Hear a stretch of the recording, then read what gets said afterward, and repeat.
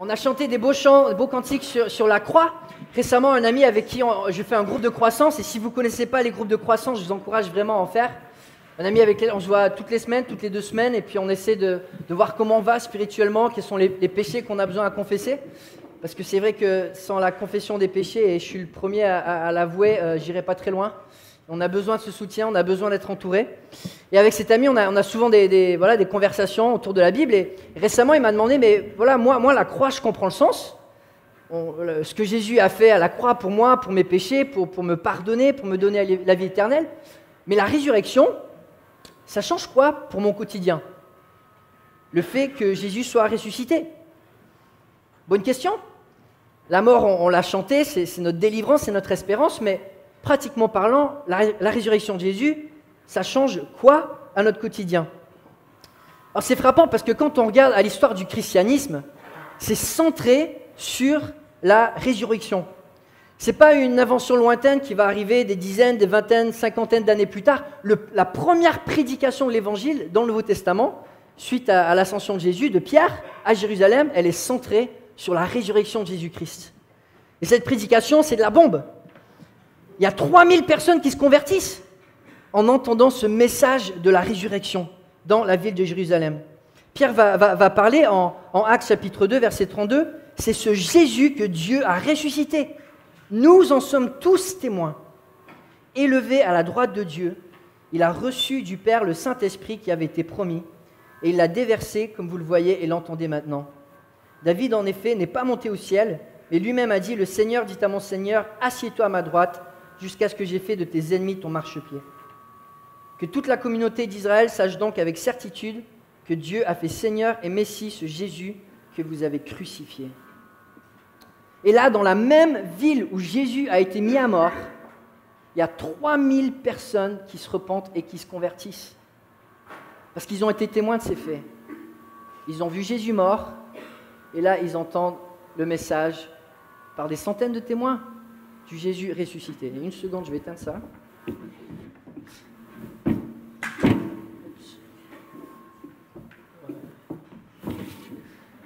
Désolé, je me sens mieux. Ok. Mais voilà, quand on regarde, pourquoi est-ce qu'on se réunit le dimanche?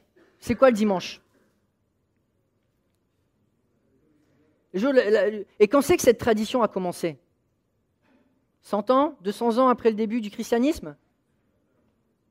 Tout de suite. On lit dans 1 Corinthiens, on lit en Actes, on lit en Apocalypse, le jour du Seigneur. C'est le dimanche. Les chrétiens, dès le début, commencent à se réunir le dimanche. Pourquoi? Parce que cette résurrection, c'est central à qui nous sommes. Jésus est ressuscité et ça change absolument tout. D'ailleurs, Paul disait, si Christ n'est pas ressuscité, votre foi est inutile. Si pour cette vie seulement que nous espérons en Christ, nous sommes les plus à plaindre de tous les hommes.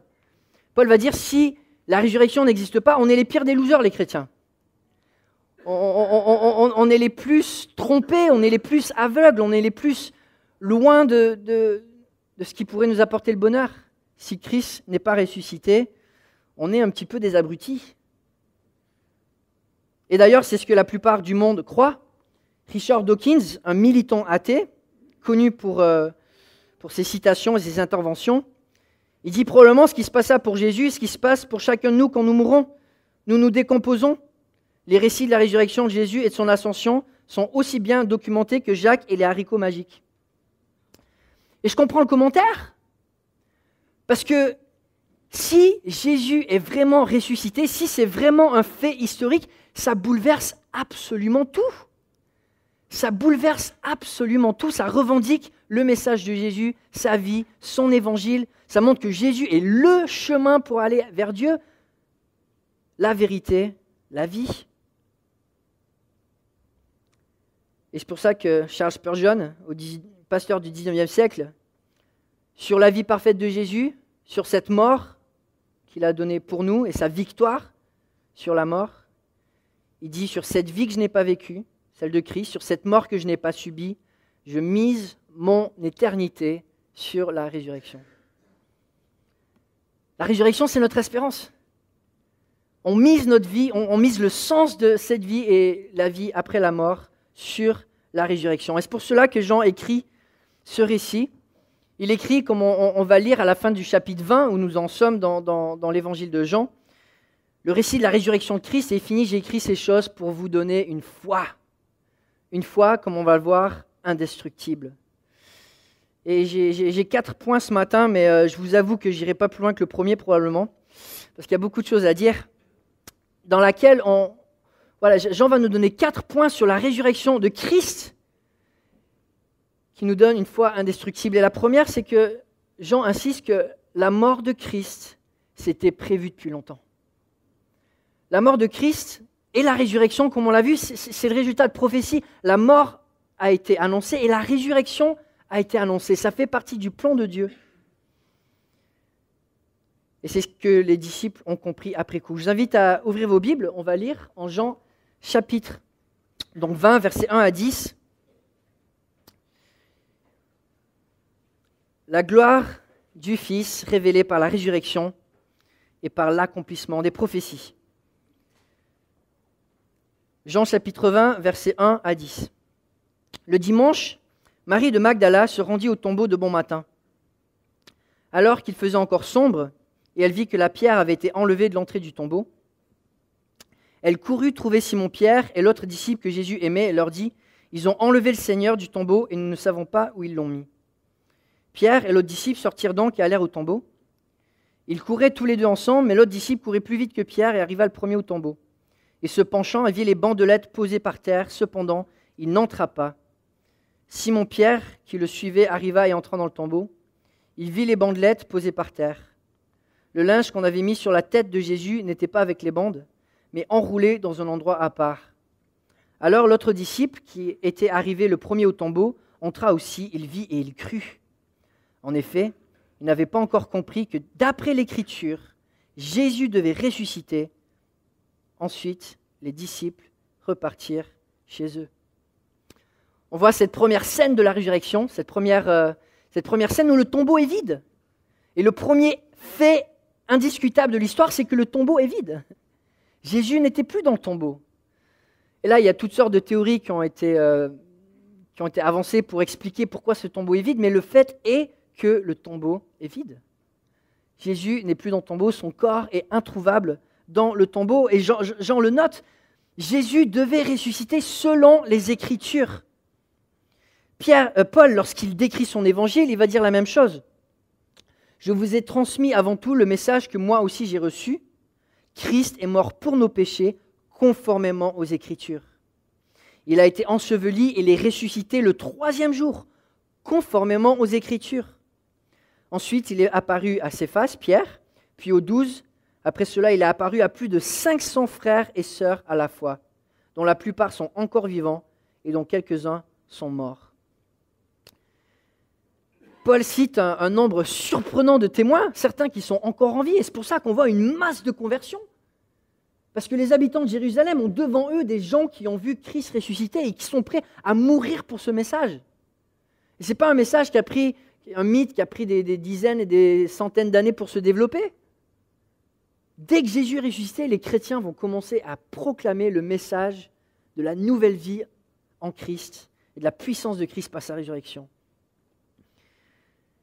Et les détails de la résurrection étaient déjà prophétisés, même sur les 3 jours. On retrouve cela en Osée, qui a écrit vers 750 avant Jésus-Christ. Donc Osée, si on se rappelle un petit peu de son ministère, Osée commence son ministère de prophète et Dieu va lui dire « Va épouser une femme qui va devenir une adultère, même qui va se prostituer. » Et ça va symboliser un petit peu ma relation avec mon peuple. Parce que moi j'ai fait une alliance, mais eux, ils sont infidèles constamment. Et moi, ma relation avec mon peuple, c'est je suis en train de subir un adultère. Et c'est le message que Osée va vivre au travers de sa propre vie avec une épouse qui va le trahir, qui va être infidèle. Et Dieu va dire à ce peuple d'Israël, « Israël, je t'aime tellement comme une épouse, mais t'es allé trop loin. T'es allé tellement loin que pour que je te garde pur, pour pas que ta souillure aille trop loin, je vais devoir te tuer pour ensuite te ressusciter. » Et c'est le message annoncé à Israël. Israël, en tant que peuple de Dieu, peuple spirituel de Dieu, représentant de l'abondance spirituelle de Dieu, a failli à sa mission et devait être mis à mort. Et comme on voit dans les Écritures, il y a la promesse qu'un jour, l'Israël spirituel sera ressuscité. Et c'est ce qu'on voit en Osée. À la fin du chapitre 5 et chapitre 6, « Je serai comme un lion pour Éphraïm, donc le royaume du nord, comme un lionceau pour la communauté de Juda, le royaume du sud. Moi, je déchirerai, puis je m'en irai. J'emporterai ma proie sans personne pour la délivrer. Je m'en irai, je reviendrai à ma place, jusqu'à ce qu'ils s'avouent coupables et recherchent ma présence. Quand ils seront dans la détresse, ils auront recours à moi. Venez, retournons à l'Éternel, en effet, il a déchiré, mais il nous guérira. Il a frappé, mais il bandera nos plaies. Il nous rendra la vie dans 2 jours. Le 3e jour, il nous relèvera, il nous ressuscitera. Et nous vivrons devant lui. » Dans ce verset, on voit un symbole de jugement. Les 3 jours, c'est un symbole de jugement. Israël devait être jugé, devait payer, un jour devait être jugé, un 2e jour payer le prix de ce jugement au travers de la mort, et un 3e jour connaître le renouvellement. Et Jésus, qui est le nouvel Israël, va vivre exactement ça. Et Jésus même va le prophétiser lui-même. En effet, de même que Jonas fut 3 jours et 3 nuits dans le ventre du grand poisson, de même le Fils de l'homme sera 3 jours et 3 nuits dans la terre. Et là encore, quand Jésus partage ces choses, c'est dans le contexte du jugement. Le peuple juif veut un signe, et Jésus va dire, le seul signe que vous allez voir, c'est le signe du jugement. Comme Israël a été jugé, moi je vais être jugé pour vous. Et comme je vais ressusciter, il va avoir l'espérance de la nouvelle vie au travers de moi. Les prophéties continuent. Et quand Pierre va prêcher ce message, dans lequel 3000 personnes vont se convertir, il va citer un psaume de David, un psaume dans lequel David fait référence au Messie. David va prophétiser que le corps du Messie, même s'il connaîtrait la mort, ne connaîtrait pas la décomposition. Et Pierre va dire dans son message, mais on a le tombeau de David dans notre ville. Et vous savez très bien que le corps de David a été décomposé. Il ne parlait pas lui-même, il parlait du Messie. Le Messie devait mourir sans que son corps soit décomposé. Il devait ressusciter rapidement. Verset 9, donc par David, 1000 ans avant Jésus-Christ. « C'est pourquoi mon cœur est dans la joie et mon esprit dans l'allégresse. Même mon cœur reposera en sécurité. Car tu n'abandonneras pas mon âme au séjour des morts. Tu ne permettras pas que ton bien-aimé connaisse la décomposition. Tu me fais connaître le sentier de la vie. Il y a d'abondantes joies dans ta présence, un bonheur éternel à ta droite. » Encore une fois, un terme messianique, être à la droite de Dieu, sur le trône de Dieu, celui qui règne. C'était prédit que le Messie qui devait venir mourrait, mais que son corps ne connaîtrait pas la décomposition. Et quand une grande partie des Juifs de Jérusalem ont réalisé que leurs Écritures elles-mêmes disaient ça du Messie, 3000 personnes se sont converties en un jour. Parce que dès qu'ils ont compris que Jésus était vraiment ressuscité, ça change absolument tout. Même le lieu de la résurrection était prédit. En Ésaïe, chapitre 25, il est écrit de la montagne de Sion, de la ville de Jérusalem, viendrait la victoire sur la mort. Je lis à partir du verset 6, « Sur cette montagne, l'Éternel, le Maître de l'univers, prépare pour tous les peuples un festin de plats succulents. Un festin de bon vin, de plats succulents, plein de moelle et de bon vin clarifié. » Un bon verset pour les Français. Sur cette montagne, il détruira le voile qui est tendu sur tous les peuples, la couverture qui est déployée sur toutes les nations. Il engloutira la mort pour toujours. Le Seigneur, l'Éternel, essuiera les larmes de tous les visages. Il fera disparaître de la terre la honte de son peuple. Oui, l'Éternel l'a décrété. Sur cette montagne de Sion, la montagne de Jérusalem, un jour Jésus reviendra pour régner, mais c'est aussi sur cette montagne qu'une fois pour toutes, à la croix, et au travers de sa résurrection, Jésus a vaincu la mort. Et par cette puissance, on n'aura pas le temps de le voir cette semaine, mais la suite dans le prochain épisode, la semaine prochaine, tout de suite, Jésus va apporter la consolation à Marie-Madeleine, aux disciples. Jésus, par sa résurrection, peut essuyer toutes les larmes parce que notre espérance est scellée. C'est ce que Jésus avait prédit, qu'il devait mourir à Jérusalem et ressusciter à Jérusalem. Dès ce moment, Jésus commençait à montrer à ses disciples qu'il devait aller à Jérusalem, beaucoup souffrir de la part des anciens, des chefs et des prêtres et des spécialistes de la loi, être mis à mort et ressusciter le 3e jour. Alors presque tous les passages, ou une grande majorité des passages que j'ai cités la dernière fois en parlant de la mort de Jésus, on voit que les faits qui anticipent la mort du Messie anticipent aussi que ça ne serait pas la fin. Le Messie devait passer par la mort, mais son règne est voué à durer éternellement.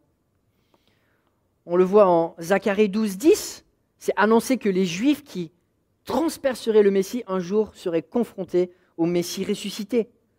Alors je déverserai sur la famille de David et sur les habitants de Jérusalem un esprit de grâce et de supplication. Et ils tourneront les regards vers moi, celui qu'ils ont transpercé. Ils pleureront sur lui comme on pleure sur un fils unique. Ils pleureront amèrement sur lui comme on pleure sur un premier-né. Un jour, Israël se repentira parce qu'ils seront face au Messie ressuscité. Et le voile sera ôté de leurs yeux. La promesse de la venue de Jésus est aussi l'annonce de son règne éternel. Un enfant nous est né, un fils nous a été donné, et la souveraineté reposera sur son épaule. On l'appellera merveilleux conseiller, Dieu puissant, Père éternel, Prince de la paix. Étant la souveraineté, donner une paix sans fin au trône de David et à son royaume, l'affermir et le soutenir par le droit et par la justice, dès maintenant et pour toujours. Voilà ce que fera le zèle de l'Éternel, le Maître de l'univers. C'était annoncé. Jésus, le Messie, vient pour instaurer un règne qui est éternel. C'était annoncé dans les Écritures. Jésus devait mourir, mais on voit aussi que sa mort mène à une récompense. C'est ce qu'on voit en Ésaïe 53, qui annonce avec des détails tellement précis, 700 ans avant Jésus-Christ, la mort de Christ, comme on l'a déjà lu ce matin, pourtant ce sont nos souffrances qu'il a portées, c'est de nos douleurs qu'il s'est chargé, et nous l'avons considéré comme puni, frappé de Dieu, humilié. Mais lui, il était blessé à cause de nos transgressions, brisé à cause de nos fautes. La punition qui nous donne la paix est tombée sur lui. C'est par ses blessures que nous sommes guéris.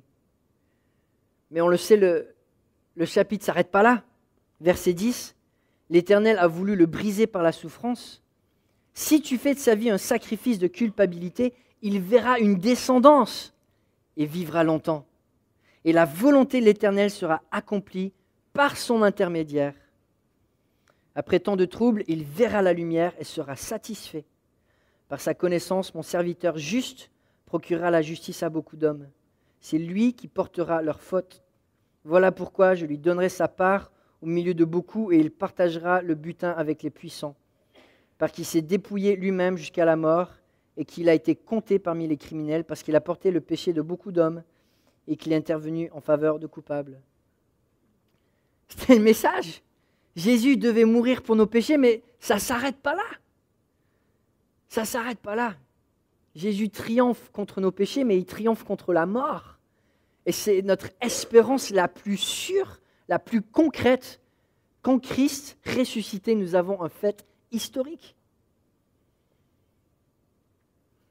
Job, 2000 ans avant Jésus-Christ, je vais vous le lire, écrit, « Pour ma part, je sais que celui qui me rachète est quoi ? Est vivant. Je sais que mon Rédempteur est vivant et qu'il se lèvera le dernier sur la terre. Quand ma peau aura été détruite, en personne je contemplerai Dieu. » Job annonce que le Messie serait un Messie vivant qui pourrait le racheter. Et puis au psaume 22 que Jésus cite au moment de la mort, il va citer les souffrances qui sont annoncées au chapitre 22, mais une fois de plus, ce chapitre 22 n'annonce pas que la mort, ça annonce la victoire. Verset 2, mon Dieu, pourquoi m'as-tu abandonné ?» Jésus cite le psaume, mais pas juste le début du psaume. Et on le voit au travers de la mort, de la résurrection. Les détails de cette mort sont décrits, chapitre 22, « Mes forces s'en vont comme l'eau qui s'écoule, tous mes os se disloquent. Mon cœur est comme de la cire, il se liquéfie au fond de moi. Ma force se dessèche comme l'argile, ma langue s'attache à mon palais.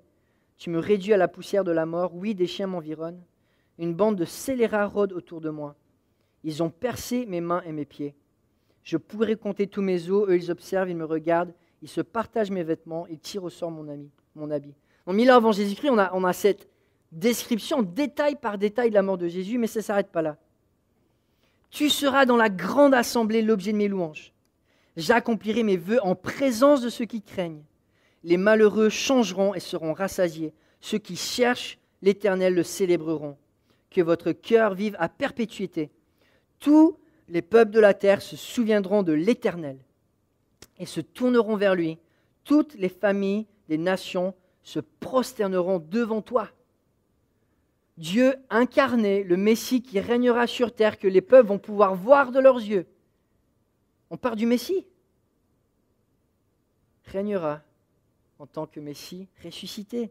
C'est sa récompense pour être venu sur la terre et pour avoir racheté le peuple de ses fautes.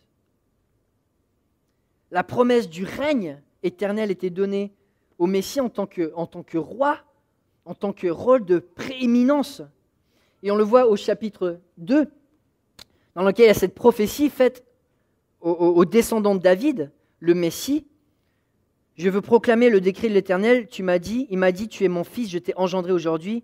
Demande-moi, je te donnerai les nations en héritage, les extrémités de la terre en possession. Tu les briseras comme un cep de fer, tu les briseras comme le vase d'un potier. C'était écrit que le Messie devait être le premier. Et c'est ce que Paul, voici comment Paul l'explique dans le Nouveau Testament. Jésus devait être le premier à ressusciter, parce que c'est lui le Messie qui guide le peuple. Le Fils est l'image du Dieu invisible, le premier-né de toute la création. En effet, c'est en lui que tout a été créé dans le ciel et sur la terre. Le visible et l'invisible, trône, souveraineté, domination, autorité. Tout a été créé par lui et pour lui. Il existe avant toute chose et tout subsiste en lui. Il est la tête du corps qui est l'Église. Il est le commencement, le premier-né d'entre les morts, afin d'être en tout le premier. Et peut-être vous vous souvenez de l'histoire que Jésus raconte de l'homme riche et de Lazare, en parlant du sein d'Abraham, ce lieu un petit peu d'attente, où les croyants de l'ancienne alliance sont dans un lieu qui n'est pas encore le paradis. Ils sont dans la présence de Dieu, mais ils ne sont pas encore dans le paradis. Et Jésus à la croix va dire aux brigands, aujourd'hui, moi je t'amène au paradis. Jésus devait être le premier. Et c'était annoncé que Jésus serait le guide, Jésus serait le roi, Jésus aurait ce rôle de prééminence. Et par sa résurrection, en tant que Messie, il nous promet aussi cette résurrection. On pourrait regarder encore à plein de parallèles dans la Bible indirects qui annoncent ce rôle de Jésus, mais même Jésus va annoncer sa mort et sa résurrection une demi-douzaine de fois dans les évangiles. Et la semaine prochaine, on s'adressera à un sujet beaucoup plus pratique. On va voir au travers de la résurrection, Jésus offre le réconfort. Au travers de la résurrection, Jésus offre ce symbole de vie transformée, de puissance de vie transformée. Jésus va aussi révéler sa divinité. Et quand Thomas, qui ne croit pas, dans le chapitre 20, il va voir Jésus ressuscité, il va confesser « Mon Seigneur et mon Dieu ». Parce que pour lui, c'est évident, si Jésus est ressuscité, Jésus est Dieu fait âme. La résurrection, ça change absolument tout. Ça change absolument tout.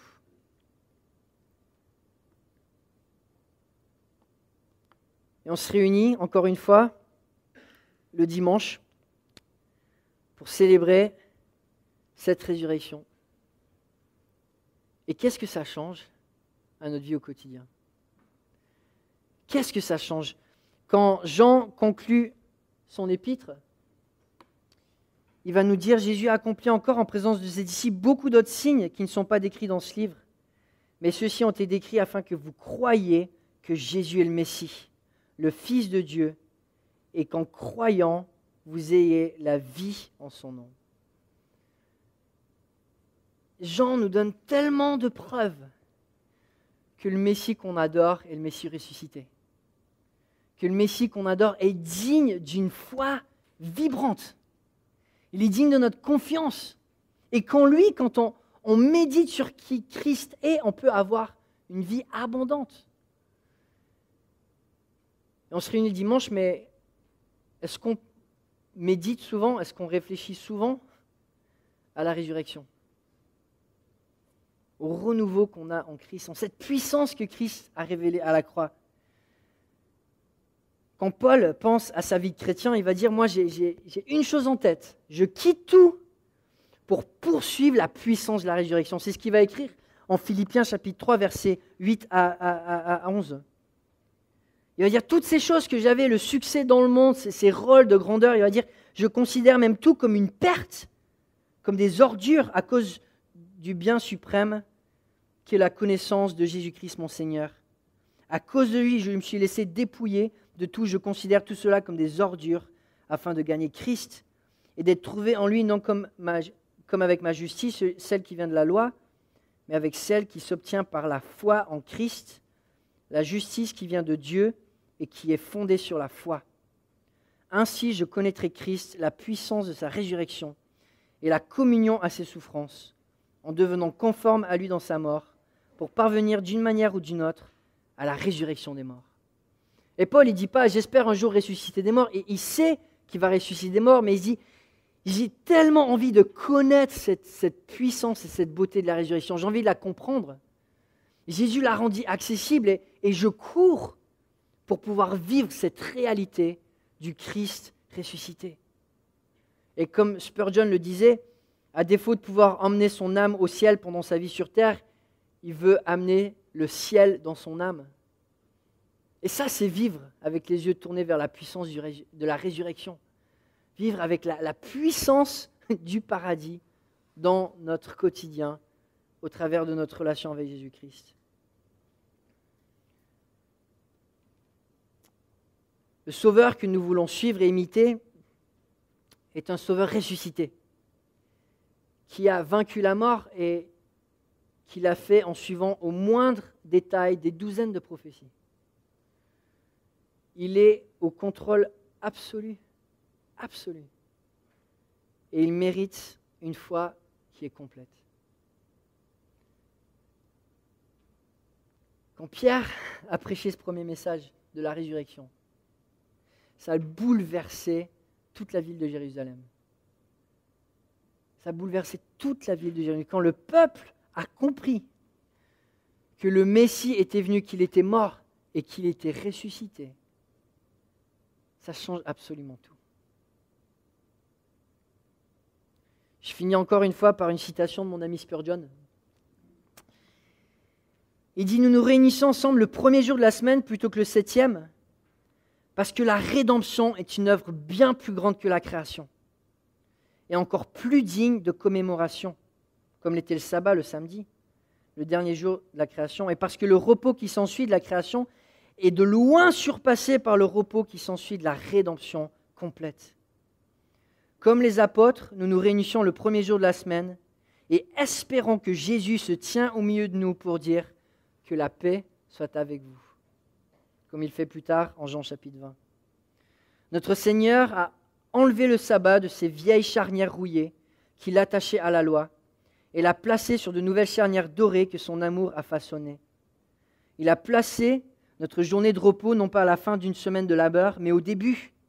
Chaque dimanche, nous devrions méditer sur la résurrection de notre Seigneur et chercher à entrer en communion avec lui et sa vie renouvelée.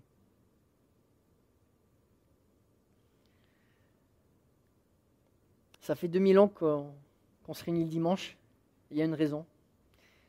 Et je ne pense pas que ça va changer bientôt. On célèbre un Messie qui est vivant et qui est avec nous aujourd'hui et jusqu'à la fin du monde. Amen. Prions ensemble.